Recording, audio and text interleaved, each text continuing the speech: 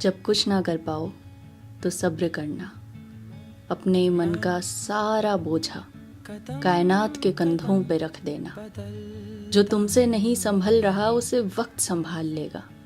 तुम अपना ध्यान रखना, तुम्हारे जख्मों का ध्यान वक्त रख लेगा। जब कुछ ना कर पाओ तो इंतज़ार करना।